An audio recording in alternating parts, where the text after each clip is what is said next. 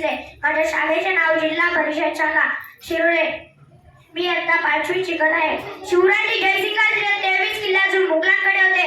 कोणाला त्यातलाच एक किल्ला.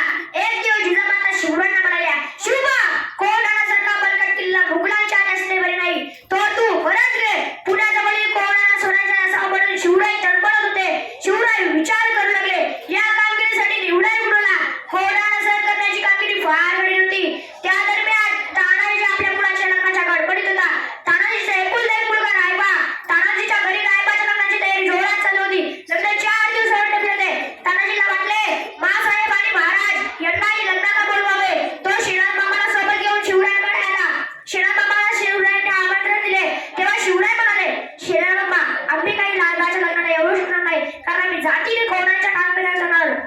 शिवरायांचे हे शब्द तानाजी म्हणाला, महाराज, तानाजी जिवंत असताना असल्या जीवाच्या कामगिरीवर आपण जाणार, मग आम्ही कशाला?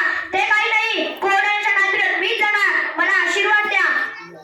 तानाजी आरंभापासून शिवरायांचा साथीदार होता. कोकणात मारजवळ उमरणे गाव आहे, तेथील तो राहणारा. शिवाय महाराजांच्या कामात तानाजीला कुचरा आहे काही माहीतच नव्हती. शिवाय महाराज जी कामगिरी सांगतील ती तो हाती घ्यायला केव्हाही तयार. मोठा हिंमतवान तो काय दिपाड होता. बुद्धीने चालाक होता. शिवबांवर त्याची अलोट भक्ती होती. तानाजी कोणाच्या स्वारीवर निघाला. कोणाला किल्ल्यावर जयसिंगाने नेमलेला उदयवान राजपूत किल्ल्याचा किल्लेदार होता. तो मोठा कडक होता. गडात 2 दरवाजे होते. दोन्ही ठिकाणी उदयवानाने पक्का बंदोबस्त ठेवला होता. तेव्हा गडावर जायचे कसे? तानाजीने गडाबाजूला टेहळणी केली. पश्चिमेला एक उंच तुझा कडा होता.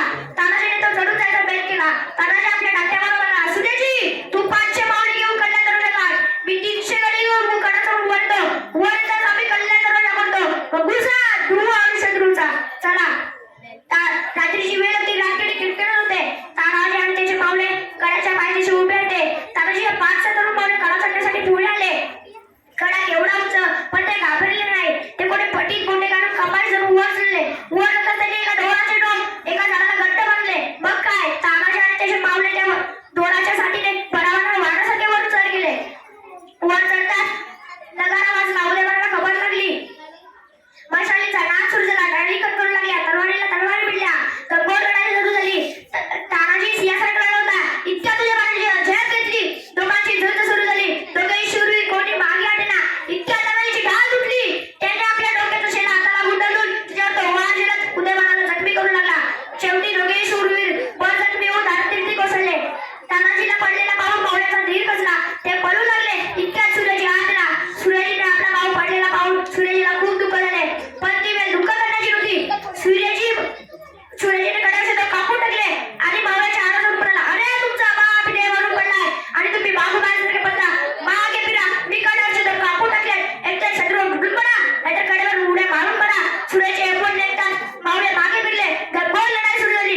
गड ताब्यात आला. पण गड ताब्यात घेताना तानाजी सारखा शूरवीर पडला.